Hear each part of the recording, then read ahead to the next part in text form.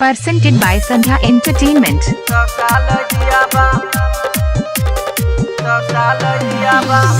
अभी सुन रही है संध्या एंटरटेनमेंट की शानदार प्रस्तुति। Presented by Sandhya Entertainment. हिरान वाला केला जली हब तनिया 100 साल जियब ले हिरान वाला केला जली हब तनिया 100 साल जियब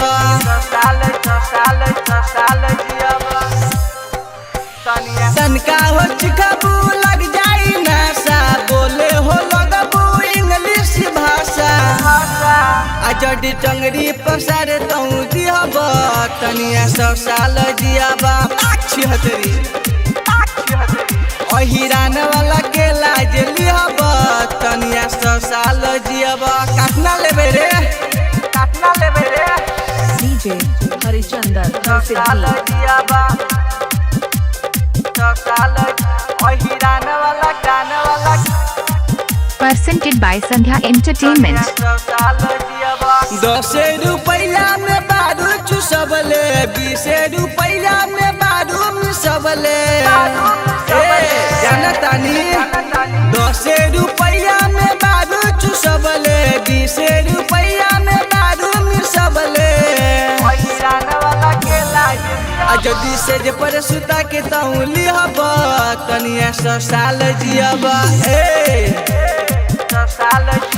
हिरान वाला केला जली हब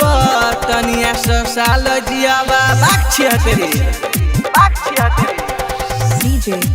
Presented by Sandhya Entertainment. 100 साल हिरान वाला गान वाला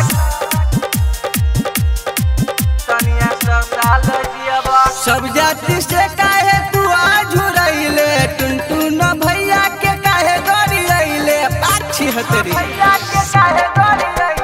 सब जाति से काहे तू आझुरैले पवन भैया के काहे गरिले छोरी ना घोरन यादव के बेरी बेरी दिहब तनिया 100 साल जियब हिरान वाला केला जली हब तनिया 100 साल जियब तनिया 100 साल जियब यदि आप चाहते हैं संध्या एंटरटेनमेंट के सभी ऑडियो वीडियो देखें तो चैनल को सब्सक्राइब जरूर करें और बेल आइकन को दबाना ना भूलें।